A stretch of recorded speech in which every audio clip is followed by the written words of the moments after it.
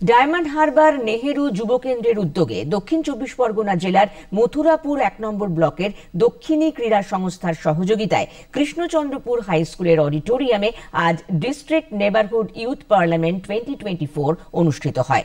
জাতীয় পতাকা উত্তোলন করার পর প্রদীপ প্রজ্বলন করে এর সূচনা করেন রায়দিঘির বিধায়ক ডাক্তার অলোক জলদাতা।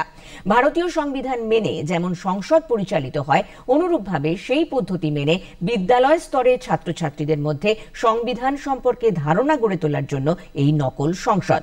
এদিনের আলোচনার মূল বিষয় ছিল নারী শক্তির বিকাশ ও নারী সশক্তিকরণ, দারিদ্র্য দূরীকরণ, ভারতবর্ষকে নতুন করে গড়ার উপায় এবং খেলাধুলো। এদিনের অনুষ্ঠান সম্পর্কে বিস্তারিত জানালেন নেহেরু যুব কেন্দ্রের অধিকর্তা অশোক সাহা। কর্মসূচি, বিভিন্ন স্কুলের ছাত্রছাত্রীরা এখানে অংশগ্রহণ করছে।